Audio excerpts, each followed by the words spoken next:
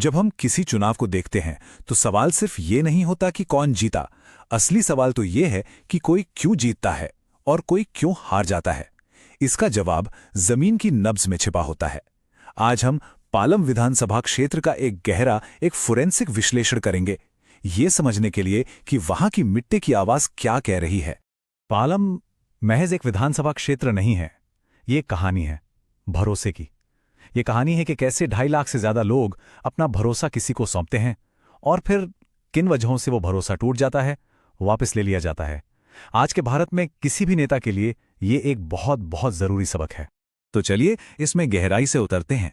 देखिए, कोई भी राजनीतिक नतीजा हवा में नहीं होता। उसकी जड़ें लोगों की रोजमर्रा की जिंदगी में होती हैं, उनके दिन भर के संघर्ष में होती हैं।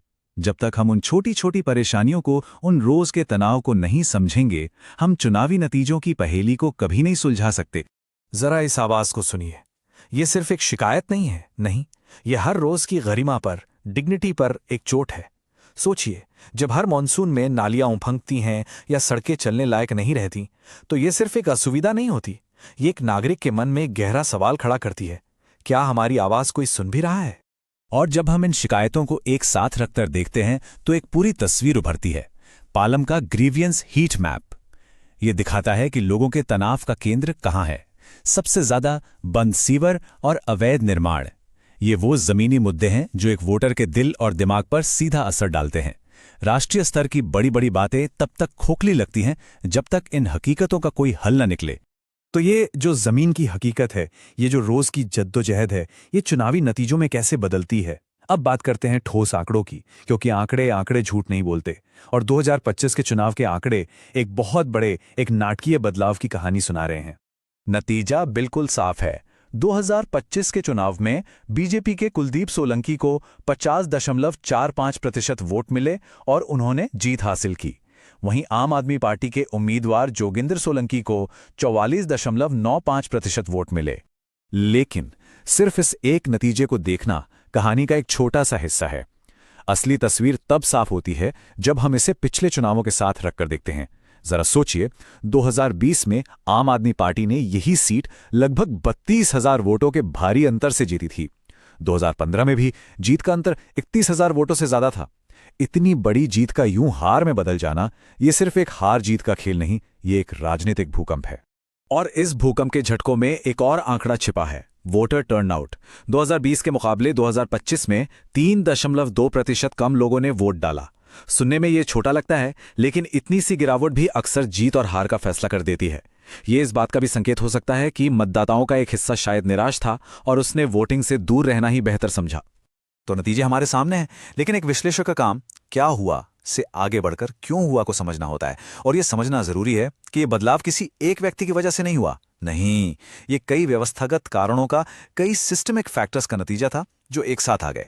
इस उलटफेर के 4 मुख्य कारण दिखते हैं। पहला, सालों के शासन के बाद एक स्वाभाविक सत्ता विरोधी लहर। दूसरा, बीजेपी का एक बहुत मजबूत और ऊर्जा से भरा राष्ट्रीय अभियान। तीसरा, आम आदमी पार्टी का उम्मीदवार नया था जिसकी लोगों के बीच पहचान शायद उतनी नहीं थी। और चौथा, जो शायद सबसे अहम है, कल्याणकारी योजनाएं लोगों तक तो पहुंची, लेकिन उनकी रोजमर्रा की जो नागरिक समस्याएं थीं, उनको सुलझाने के बीच एक बड़ी खाई पैदा हो गई। और यहीं पर हमारे संविधान की मूल भावना काम करती है। देखिए, लोकतंत्र की नींव क्या है? जिम्मेदारी के साथ कही गई सूचित बात। जब नागरिक अपनी समस्याएं उठाते हैं तो वो सिर्फ शिकायत नहीं कर रहे होते, वो लोकतंत्र को जिंदा रख रहे होते हैं। इसी तरीके से व्यवस्थाओं को, सिस्टम्स को रोजमर्रा के जीवन की गरिमा के लिए जवाबदेह ठहराया जाता है। चलिए इस विश्लेषण को थोड़ा और गहरा करते हैं। हर चुनाव क्षेत्र की अपनी एक याददाश्त होती है, एक राजनीतिक स्मृति। इसे समझने के लिए हमें इतिहास के पन्ने पलटने होंगे और भरोसे के बनने और टूटने के पैटर्न को पहचानना होगा। पालम का राजनीतिक इतिहास देखिए। 1998 से 2013 तक यह बीजेपी का एक मजबूत गढ़ था। फिर आया 2015, एक बड़ा मोड़। आम आदमी पार्टी का वोट शेयर सीधा 27% से बढ़कर 56% हो गया। 2020 में 59% वोट शेयर के साथ उन्होंने अपनी पकड़ और मजबूत की। लेकिन 2025 में कहानी पूरी तरह पलट गई। भरोसा वापस ले लिया गया और सीट वापस बीजेपी के पास चली गई। पालम का इतिहास हमें एक बहुत बड़ा और बहुत सीधा सबक सिखाता है। राजनीति में भरोसा सशर्त होता है। ये किराए पर मिलता है। ये किसी की मिल्कियत नहीं है। इसे हर चुनाव में, हर दिन के काम से, लोगों की समस्याओं को सुनकर और सुलझाकर बार बार कमाना पड़ता है। तो फिर सवाल ये उठता है कि इस भरोसे को दोबारा हासिल करने का रास्ता कैसा दिखता है? ये सवाल हमें अतीत के विश्लेषण से भविष्य की रणनीति की ओर ले जाता है। इसका जवाब एक व्यवस्थित, एक एक्शन ओरिएंटेड ब्लूप्रिंट में है। ये सिर्फ एक चुनावी रणनीति नहीं, बल्कि शासन की नींव को फिर से बनाने का एक नक्शा है। ये किसी भी ऐसे राजनीतिक संगठन के लिए है जो जमीन पर लोगों का भरोसा दोबारा जीतना चाहता है। इस सिद्धांत को चतुर्मुख सिद्धांत कहा जा सकता है, जिसके 4 मुख्य स्तंभ हैं। पहला है चुनावी, मतलब हर बूथ पर मजबूत संगठन। दूसरा है नैरेटिव, यानी एक सरल सकारात्मक कहानी जो स्थानीय हकीकत से जुड़ी हो। तीसरा संसाधन, और सबसे बड़ा संसाधन लोग खुद हैं। और चौथा संगठनात्मक, यानी पार्टी मशीनरी को फीडबैक के आधार पर लगातार बेहतर बनाते रहना। ये एक 90 दिन की चरणबद्ध योजना है। पहले 30 दिन डेटा ऑडिट और जमीनी संपर्क के लिए, अगले 30 दिन जन सुनवाई शिविरों से मौजूदगी बढ़ाने के लिए, और आखिरी 30 दिन पूरी ताकत झोंकने के लिए। हर चरण का एक स्पष्ट मकसद होता है और हर अगला चरण पिछले की नींव पर खड़ा होता है। और इस ब्लूप्रिंट का सबसे गहरा मतलब ये है कि चुनाव जीतने का काम और शासन करने का काम, ये 2 अलग-अलग चीजें नहीं हैं। ये एक ही सिक्के के 2 पहलू हैं। जनसंवाद जैसे अभियानों के दौरान जो सिस्टम बनता है, वही सिस्टम एक चुने हुए प्रतिनिधि को पहले दिन से चाहिए होता है। लेकिन जब हम लोगों को सुनते हैं तो एक बड़ी जिम्मेदारी भी आती है। हमें याद रखना चाहिए कि कोई भी जानकारी भरोसे पर दी जाती है।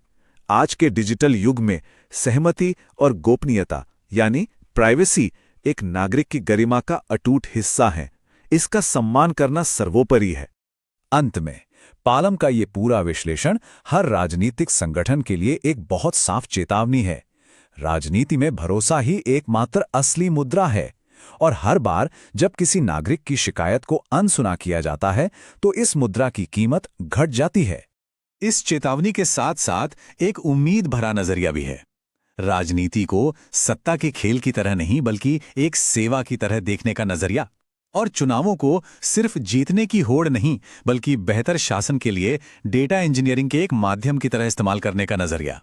If you want to become a people-centric leader and uplift your constituency, get in touch with blueprintstrategies.ai at mgr@blueprintstrategies.ai or call 080-420-41602. Purpose beyond politics.